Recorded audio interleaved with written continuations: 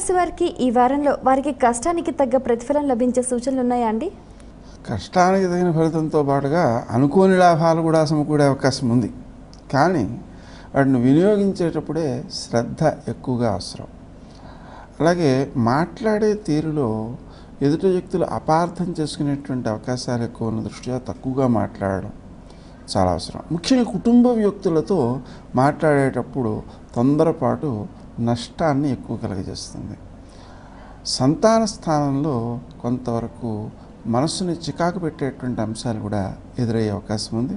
అందువలన వారి యొక్క అభివృద్ధి నిమిత్తమై ఆలయంలో పెరుగు ఇవ్వడం ద్వారా ప్రతిరోజు పిల్లల యొక్క అభివృద్ధిని పొందే అవకాశం ఉంటుంది.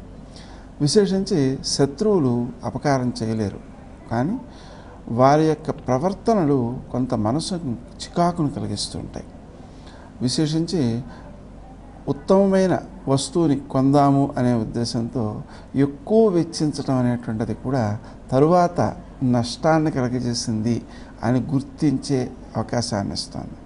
అది ఆ వస్తువుని కొనడం ద్వారా ఆ వస్తువు ద్వారా కలగాల్సిన ఆనందం కూడా దూరమైపోయే ప్రమాదం ఉంది. వృత్తి స్థానంలో మీ యొక్క కృషి సత్ఫలితాలను ఇస్తుంది, కానీ వారం ప్రారంభంలో కొంత చికాకు పడుతుంది. తరువాత సమయంలో అభివృద్ధినిచ్చే అవకాశం ఉంది.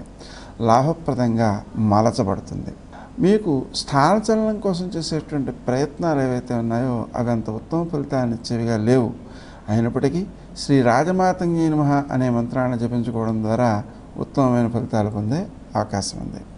స్నేహితులు అయినటువంటి వ్యాపారస్తులు వాళ్ళ ద్వారా లభించేటువంటి అవకాశాలు కొన్ని ఉన్నాయి. వారు చేసే పనులు మీకు లాభాన్ని కలుగజేస్తాయి అనే విషయాన్ని గుర్తించి వ్యవహరించడం వలన ఎక్కువ సత్ప్రయోజనాలను పొందుతారు. విశేషించి మీరు చేసేటువంటి పనులలో ఇతరులకు ఉపకరించేటువంటి పనులు బాగుంటాయి. దాన ధర్మాలకు అనుకూలమైనటువంటి సమయం.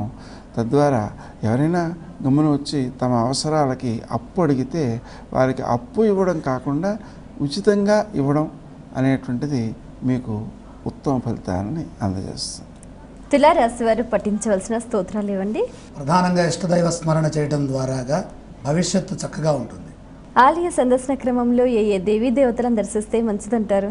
వెంకటేశ్వర స్వామిని దర్శించడం, అలాగే వినాయకుడిని దర్శించడం సత్ఫలితాలను అందజేస్తుంది. ఈ రాశి వారు చేయవలసిన దానాలు ఇవ్వండి. ఇక్కడ వృత్తి స్థానంలో కుజగ్రహ ప్రభావం సహకరించట్లేదు కాబట్టి కందులు దానం చేయండి.